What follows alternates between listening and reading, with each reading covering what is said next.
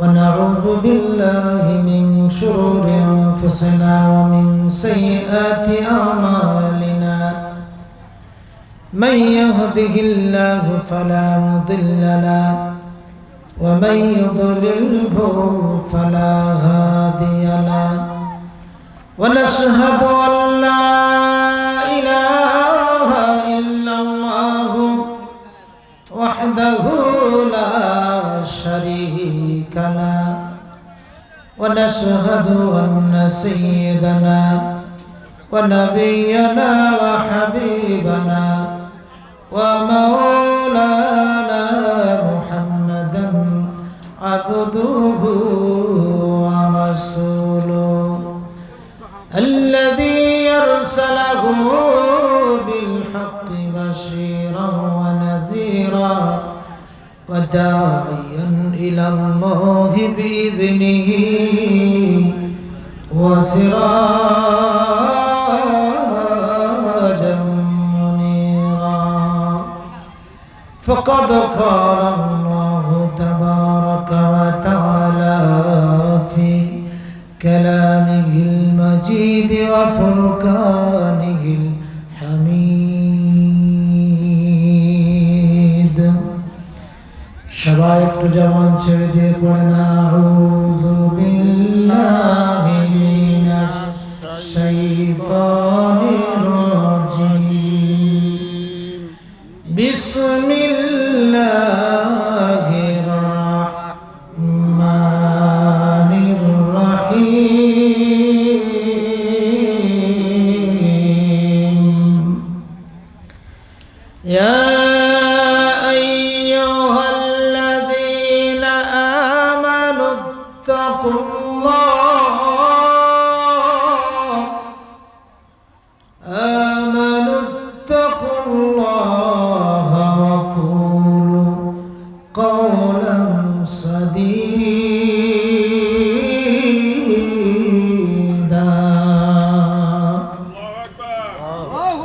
يصلح لكم أعمالكم ويغفر لكم ذنوبكم ومن يطع الله ورسوله فقد فاز فوزا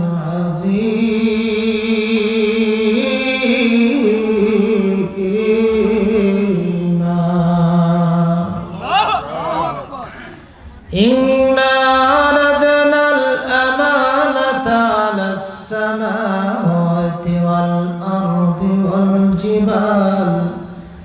والجبال فأبين أن يحملنها وأشفقنا منها وحملها الإنسان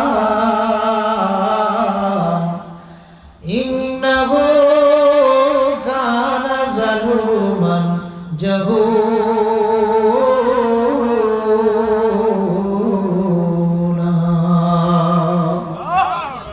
وقال تعالى إن الله وملائكته يصلون على النبي يا أيها الذين آمنوا صلوا وسلموا تسليما اللهم صل على سيدنا مولانا محمد وعلى آل سيدنا مولانا محمد جوان شرزي اللهم صل على سيدنا مولانا محمد وعلى آل سيدنا مولانا محمد لا إله إلا الله لا إله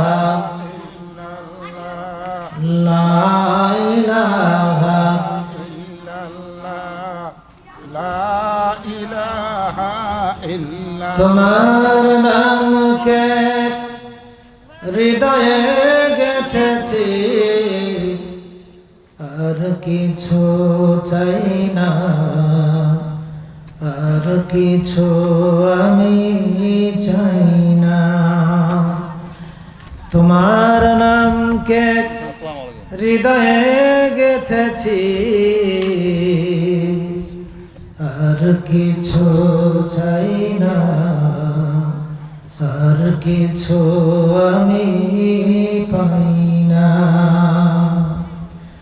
আল্লাহ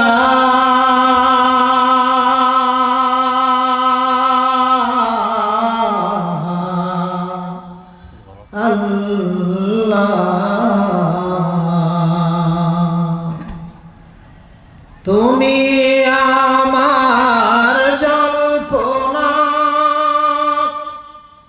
তুমি আমার কল্পনা, তুমি আমার জল্পনা, তুমি আমার কল্পনা,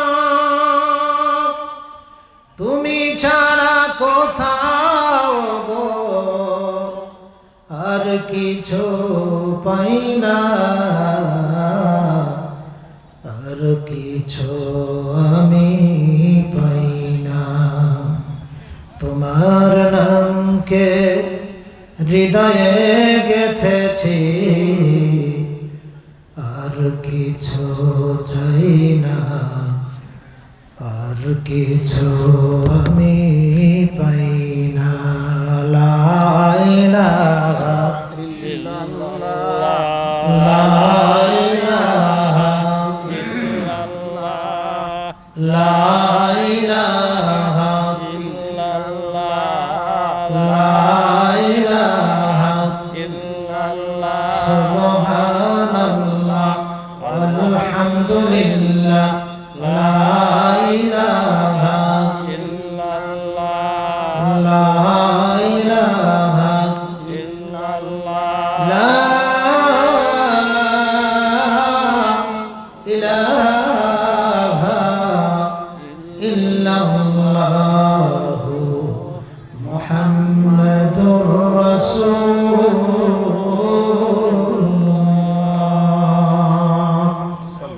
সাল্লাল্লাহু আলাইহি ওয়াসাল্লাম।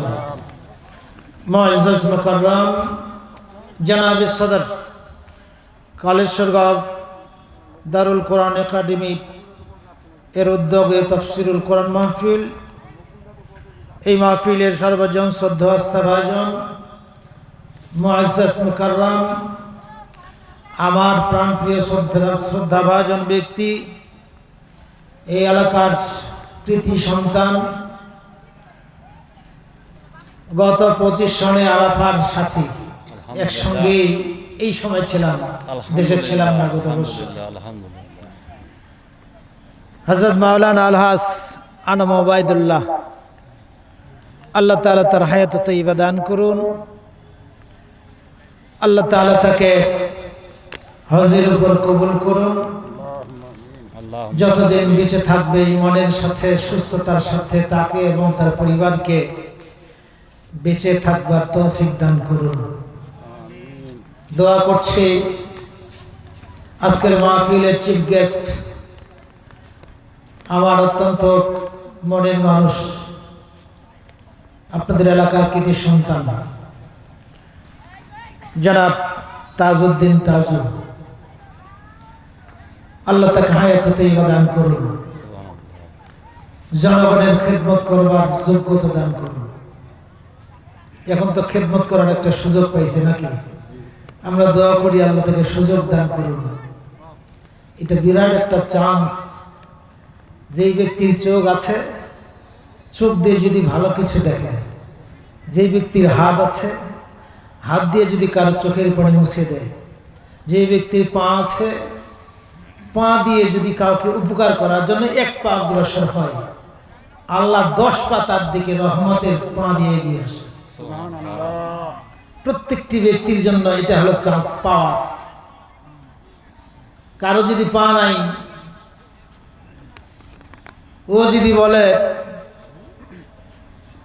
আমি কোনোদিন কাউকে লাথি দিব না, শপথ করলাম, নাই কিন্তু পা, কথা বোঝা গেছে? ওর সওয়াব হবে কি? যে ব্যক্তির চোখ নাই সে যদি বলে আমি জীবনে কোনোদিন মোবাইলে কোনো মেয়ের ছবি দেখবো না, রাস্তাঘাটের কোনো নারীর দিকে তাকাবো না, আল্লাহর নামের কসম করে বলতেছি, ওর সওয়াব হবে তো নাকি? সওয়াব হবে কার? চোখ আজকে যাক। তাহলে যেই ব্যক্তির পাওয়ার আছে, প্রত্যেকটা ব্যক্তিকে আল্লাহ তাআলা পাওয়ার দিয়েছেন। আপনারা যারা এখানে আছেন আপনাদেরও পাওয়ার আছে, মানে জান্নাত যাওয়ার জন্য যার যতটুকু পাওয়ার দরকার তাকে আল্লাহ ততটুকু পাওয়ার দিয়েছেন, তাও বান্দাকে আল্লাহ জান্নাত নিয়ে যাবেন। সুবহানাল্লাহ, আলহামদুলিল্লাহ বলবেন না? জান্নাত যাবার জন্য কামিল পাস করার প্রয়োজন আছে বলে এটা হাদিস করে নেয়। এরকম বলা নাই যে এমএ পাস করতে হবে, মেম্বার চেয়ারম্যান হতে হবে। আল্লাহ সহজ ভাষায় কিছু কথা বলেছেন। তো আপনাদের কি পাওয়ার আছে, ওই পাওয়ারটাই আজকে কোরআনের আলোচনা। সূরার নাম সূরা আহজাব। আহজাবের একটি যুদ্ধ হয়েছিল, যাকে খন্দকের যুদ্ধ বলা হয়। এই যুদ্ধের একজন ব্যক্তি যার নাম হলো সালমান ফার্সি, তার একটা বড় ইতিহাস আছে, ওই দিকে বলা সম্ভব নয়, যেহেতু আমার পরে প্রধান বক্তা আছেন। আমি শুরুতেই তার জন্য দোয়া করি। সুদূর লালমনিরহাট থেকে এসেছেন। শ্রোতাদের মধ্যে অনেক সময় সন্দেহ থাকে প্রধান বক্তা আসলো না নাই, এটা জানা থাকলে একটু মনটা ভালো লাগে। অনেক সময় মাহফিল কর্তৃপক্ষ করে কি দাওয়াত দেয় অথবা দাওয়াত দেয় না, ঘোষণা করে, এরকম সন্দেহ থাকে তো নাকি? তবে একসঙ্গে খেয়ে এসেছি। আল্লাহ তাআলা প্রধান বক্তাকে সুস্থ রাখুন, জাতির কল্যাণের জন্য কথাগুলো বলবার যোগ্যতা, হিম্মত, তৌফিক দান করুন। মাহফিলের সম্মানীয় অতিথিবৃন্দের মধ্যে বিশেষ অতিথি আমার ভাই চলে এসেছেন, আর বাকিও অনেকে এসেছেন। জনাব মোহাম্মদ বাবুল হোসেন, জনাব মোহাম্মদ শওকত আলী, জনাব মোহাম্মদ আরমান আলী খান। আচ্ছা, আলহামদুলিল্লাহ, বাবুল ভাই ঢাকা গেছেন। আল্লাহ তাআলা সকল বড় ভাই আসছেন, যাই হোক, মানে মেহমানের থেকে বড়টা আসছেন। আল্লাহ তাআলা কবুল করুন ভাইকে। সম্মানিত অতিথিবৃন্দের মধ্যে অনেক কয়েক ভাই আছেন এখানে, নামগুলো বললে অনেক সময় লাগবে। আমরা দোয়া করি আল্লাহ তাদের নামটা কিয়ামতের ময়দানে যেন আমাদেরকে আল্লাহ শুনিয়ে দেন। আল্লাহ সকল মেহমানকে কবুল করুন। সামনে উপস্থিত ইমানদার ভাইরা, পর্দার অন্তরালে মা এবং বোনেরা, আসসালামু আলাইকুম ওয়া রাহমাতুল্লাহি ওয়া বারাকাতুহু। শুকরিয়া আদায় করছি সে মহান মনিবের দরবারে, যে মনিব অসংখ্য মানুষের মধ্য থেকে আমাদেরকে কোরআনের কথা শুনবার জন্য টেনে নিয়ে এসেছেন। হ্যাঁ, টেনেই এনেছেন, এটাই ফাইনাল। অনেকে আসতে চেয়েছে, আসতে পারেন নাই, আমাদেরকে আল্লাহ নিয়ে এসেছেন। 1 ঘন্টা যদি কোরআনের কথা শোনেন, 60 বছর একাধারে নফল ইবাদত করলে যে সওয়াব, এটি আল্লাহ দান করবেন। আপনারা সব আল্লাহ পড়েছেন, এই লাভটা জানে না যারা আসতে পারে নাই। মাঝে মাঝে মাইকটা সমস্যা করতেছে কেন ভাই?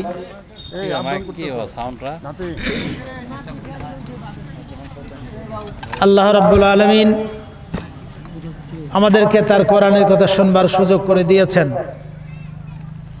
এই মাইকটা বন্ধ হয়ে গেল কেন?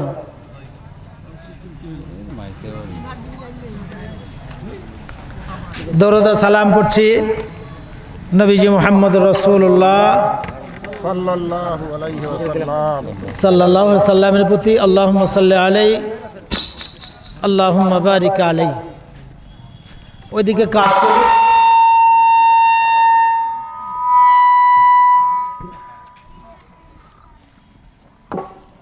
অনেক ব্যক্তিকে সম্বোধন করা হয়েছে, অনেক ব্যক্তির নাম বলা হয় নাই, তার মধ্যে আপনারা একজন। আপনাদের নাম আমি জানিও না, পোস্টারও দেয় নাই, তবে তাফসীরের বর্ণনা এসেছে নিঃস্বার্থভাবে যারা কোরআনের ডাকে সাড়া দিয়ে বসে পড়ে তাদের ভিডিওগুলো আল্লাহ তাআলা নিয়ে চলে যান। সুবহানাল্লাহ। বর্ণনা এসেছে যেখানে কোরআনের কথা হয় ফেরেশতারা খুঁজে সেখানে এসে গোল করে ঘিরে ধরে। আলহামদুলিল্লাহ। একজনের ঘাড়ের উপর আরেকজন পা দিয়ে আকাশ পর্যন্ত চলে যায়। আল্লাহ তাআলা জিজ্ঞেস করেন এরা কারা? ফেরেশতারা বলে এরা হলো ওরা যারা তোমাকে না দেখেই তোমার কথা শুনবার জন্য ছুটে এসেছে। মালিক ওরা হলো তারা যাদেরকে কোনো বিনিময় দেওয়া হবে না। মা তাসআলুহুম আজরান, কোনো পুরস্কার দেওয়া হবে না, পৃথিবীতে কোনো টাকা পয়সা দেওয়া হবে না, কিন্তু ছুটে এসেছে। আল্লাহ তাআলা বলেন তাদের উপর আমি রহমত নাযিল করলাম। যে তারা বসে থাকবার পরে কি সিদ্ধান্ত নিয়েছে, যে আল্লাহ ওয়ালা সিদ্ধান্ত নিয়েছে তোমার কথাগুলো শুনবে, কষ্ট হইলেও গ্রহণ করবে, যেহেতু এটা ঔষধ। কোরআনটা কিন্তু ঔষধ হিসাবে বলা হয়েছে, রোগ নিরাময়। قد جاءكم برهان من ربكم وأنزلنا إليكم نورا مبينا।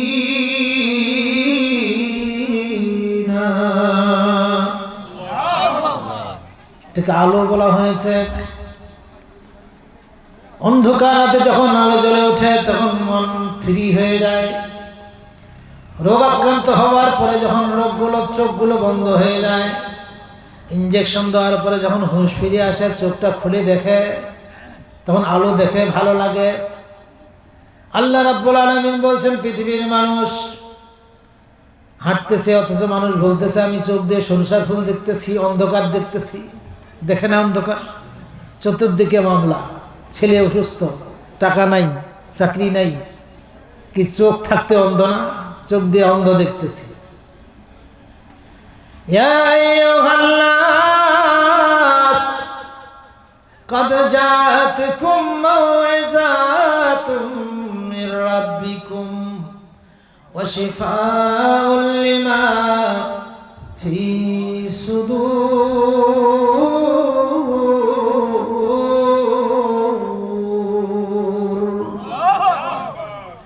দুনিয়ার মানুষ তোমাদের কাছে রোগ নিরাময় গেল, যেই কারণে মানুষ কষ্ট পায়।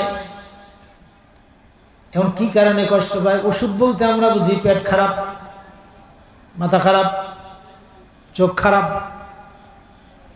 এটাই তো ওষুধ নাকি? যেটার কারণে কষ্ট পায়। কিন্তু মন খারাপ, এটা কি ওষুধ?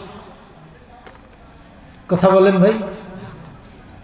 কিন্তু আল্লাহ বলছেন এইটাই হলো আসল ওষুধ। মন খারাপ হইলে অটোমেটিক মাথা খারাপ হয়। কথা কি বোঝা গেছে? কারণ মানুষের মাথা খারাপ পারিবারিক ঝগড়া হইলে হয় না? তো মেজাজ খারাপ হলে এটা রোগ নয়? তাহলে এইটাই হলো বড় ওষুধ। মন যদি ঠিক থাকে সব ঠিক হয়ে যায়। আল্লাহ তাআলা বলছেন এই বড় ওষুধটারই আমি ওষুধ দিয়েছি। ইয়া আইয়ুহান নাস قد جاءتكم موعظة من ربكم وشفاء لما في الصدور। দুনিয়ার মানুষ যদি তোমার পা চলে না, প্যারালাইজড হয়ে যাও, খুঁজতে শুরু করো ডাক্তার কোথায় আছে। মাথা খারাপ হলে ডাক্তার কোথায় আছে খুঁজতে শুরু করো। শরীরের অঙ্গ প্রত্যঙ্গের কোনো সমস্যা হলে ডাক্তারের জন্য ছুটে যাও। গাড়ি ভাড়া দিতে হয়, ডাক্তারের ফি দিতে হয়। ওষুধ যখন লিখে দেয় তখন ওষুধ কেনার জন্য প্রয়োজন বোধে জমি বিক্রি করে। কথাগুলো কি বোঝা যায়? শুধুমাত্র রোগ থেকে মুক্ত হওয়ার জন্য। কিন্তু মানুষের যখন পরিবারের স্বামী স্ত্রী ঝগড়া লাগে তখন কোনোদিন ডাক্তারের কাছে যায় না, কোনো ডাক্তারের ভিজিট দেয় না। ওরা জানে যে এই রোগের কোনো ট্রিটমেন্ট নাই। আল্লাহ তাআলা বলছেন বান্দা তোমাকে আমি পাঠাইলাম, তোমার যত অশান্তি আছে সব অশান্তির ওষুধ আমি দিয়ে দিলাম। قد جاءتكم موعظة من ربكم وشفاء لما في الصدور।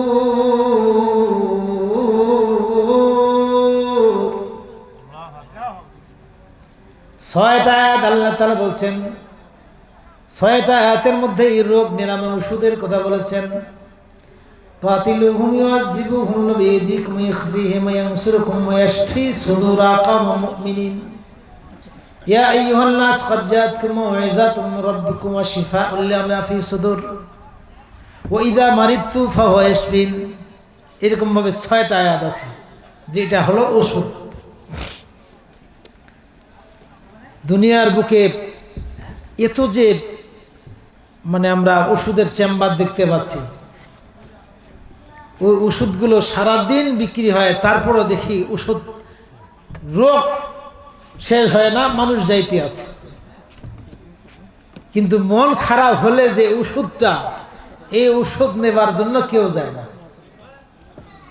আজকের আয়াতের এটাই হলো আলোচনা। যদি কোনো ব্যক্তি এই কোরআনের কথাটা বিশ্বাস করে নিয়ে যাইতে চায়, ফেরেশতারা বলে, আল্লাহ তোমার বান্দারা শুধু শোনার জন্য আসে নাই, এই তোমার দেয়া ওষুধটা, তোমার দেয়া প্রেসক্রিপশনটা নিয়ে যাবার জন্য এসেছে। তোমার ডেকে তারা সাড়া দিয়েছে। আল্লাহ তাআলা কোরআনে কারিমে বান্দাকে জানাচ্ছেন, আজিবু দাঈ আল্লাহ ওয়া আমিনু বিহি ইয়াগফির লাকুম মিন যুনুবিকুম ওয়া ইউজিরকুম মিন আযাবিন আলীম।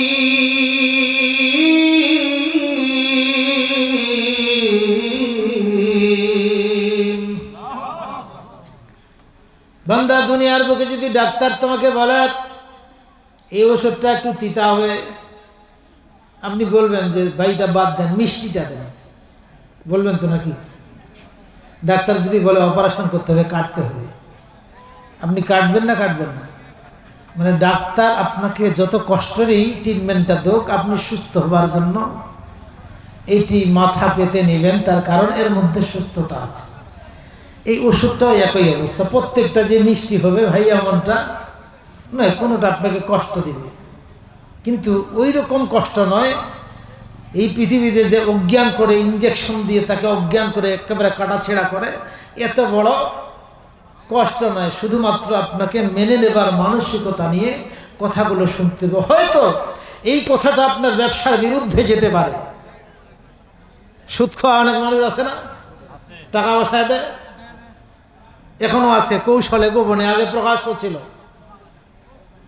100 টাকায় 200, এখন টাকা দিব চৈত্র মাসে, কার্তিক, আশ্বিন কার্তিক মাসে বা ধান যখন উঠবে তখন ডবল।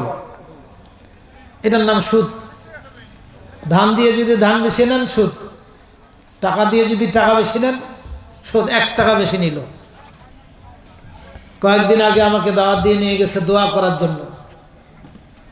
স্বপ্নে দেখেছে যে এই কবরটা থেকে একটা আগুন উঠতেছে আর গোটা এলাকায় ছড়িয়ে যাচ্ছে, আর করুণ চিৎকার সেখান থেকে।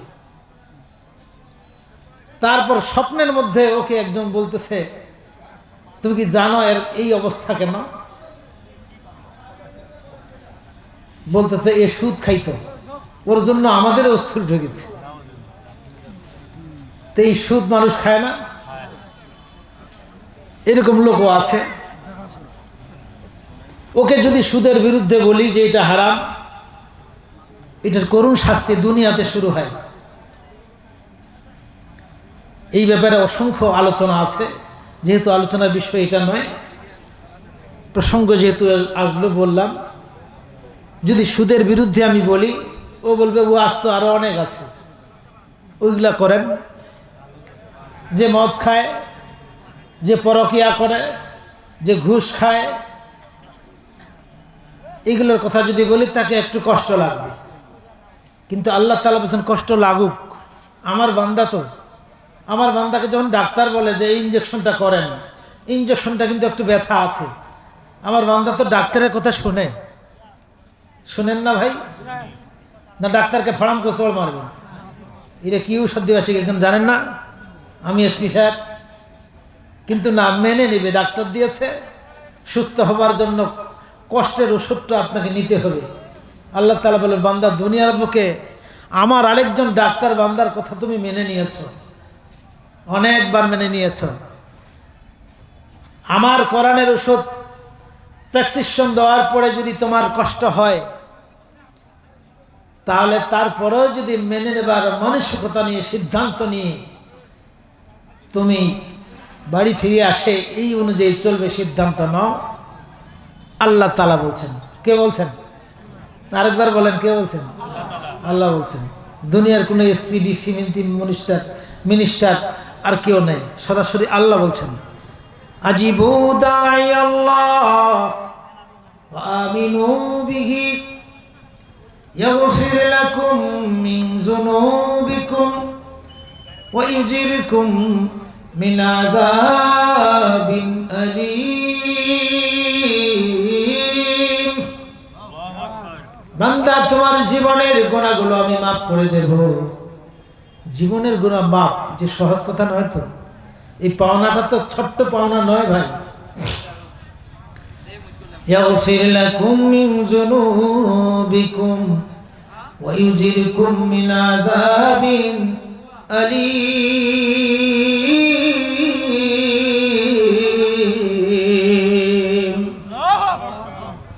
এবং কিয়ামতের দিনে জাহান্নামের আগুন থেকে তোমাকে মুক্ত করব। জাহান্নামের আগুন তো দেখি নেই, কেমন আগুন দেখবো একদিন, যেদিন মারা যাব, হাসর হবে। না দেখে বিশ্বাসটা না হলো ঈমান। যদি কেউ জান্নাত না দেখে জান্নাত যাইতে চায়, আল্লাহ তাকে আজ হোক, কাল হোক, অনন্তকাল পরে হোক জান্নাত দিবেন। ওই যে বিশ্বাস করেছে জান্নাত আছে, ওই যে জান্নাতের আশা একদিন রাগকে হজম করেছিল, জান্নাতের আশা একটা মানুষকে সাহায্য করেছিল, জান্নাতের আশা একটা বিচার ফায়সালা ঠিক করেছিল, ওই আশায় যারা করবে। তবে ভালো কাজ যে সব জান্নাতের আশায় করে মানুষ, এমনটা নয়। আবার অনেকের টাকা আছে, হজ না করলে মানুষ কি বলবে, বোঝা গেছে না? লোক দেখুক আর না দেখুক, মানুষ কি বলবে। শুক্রবারের দিন 5 ওয়াক্ত নামাজ না পড়ি, শুক্রবারটাও যদি না যায়, মানুষ কি কয়? কথা কি বোঝা গেছে? দাওয়াত খাওয়া গেছি, সবাই 1000 টাকা দিয়েছে, আমি কেমনে 200 টাকা দিই, মানুষ কি কয়? কথা কি বোঝা গেছে? মানুষগুলো সব মানুষ কেন্দ্রিক হয়ে গেছে। মানুষ যদি ভালো বলে এটা ঠিক আছে, মানুষ যদি খারাপ বলে এটা ঠিক নাই। একেবারে ব্যক্তি বলেন, পরিবার বলেন, সমাজ বলেন, রাষ্ট্র বলেন, রাজনীতি বলেন, নেতা বলেন, সবাই মানুষ কেন্দ্রিক। কথা কি ঠিক না? ঠিক। একটা দান করতে গেলাম, ভিডিও ওঠান, ছাড়ে দেন, ওঠাইতে পারে, সমস্যা নেই, এটা অন্যায় আমি বলি না। আমি বলি মনের অবস্থাটা, যদি মনের অবস্থা এটাই হয়, তাহলে এর পাওনা আখিরাতে নাই। এটার নাম বিশ্বাস নয়। বিশ্বাস হলো আপনি 1 টাকা দান করেন, বিশ্বাস হলো আপনি গোপনে একজনকে ক্ষমা করে দেন। কিসের আশায়? আখিরাতের আশায়। অনেক পাপ, একটা পাপ ছেড়ে দেন। কি জন্য? জাহান্নাম আছে। জাহান্নাম তো দেখি নেই, বুঝবো কেমনে? আল্লাহ রাসূলকে জিজ্ঞাসা করা হলো জাহান্নামটা কেমন, তাপটা কেমন, তাপটা। এখন ওই তাপটা আপনি বুঝাবেন কেমনে? পৃথিবীতে যে আগুনটা আছে, এই আগুন দেখায় দেওয়া যায়, কিন্তু তিনি বর্ণনা দিলেন গোটা পৃথিবীর সমস্ত মানুষের কষ্ট যদি এক পাল্লায় দেওয়া হয়, আর মরণের কষ্ট যদি এক পাল্লায় দেওয়া হয়, এই মরণের কষ্টটার ওজনটা বেশি। তাহলে একটা কষ্ট বোঝা গেল, জীবনে আমরা অনেক কষ্ট পেয়েছি, মরণের কষ্ট একদিন হয়তো আসবে। পৃথিবীর সমস্ত মানুষের মরণের, আপনার অ্যাক্সিডেন্টের কষ্ট, মা বোনদের সন্তান প্রসবের কষ্ট, দাঁতের ব্যথা, মাথার ব্যথা, অপারেশনের ব্যথা যা আছে, সব কষ্ট যদি এক পাল্লায় দেওয়া হয়, একটা মৃত ব্যক্তির মরণ যখন হবে তখন বলবে সবচাইতে এই কষ্টটা বেশি। তাহলে কষ্টটা বোঝা গেল কিছুটা। নবীজি বলেন সমস্ত মানুষের মরণের কষ্ট যদি এক পাল্লায় দেওয়া হয়, কবরের যখন আযাব শুরু হবে সেই কষ্টটা বেশি। তার মানে মরণের সব কষ্ট একদিকে দিলে কবরের আযাবের কষ্টটা আরো বেশি। তাহলে বোঝা গেল কবরের আযাবটা।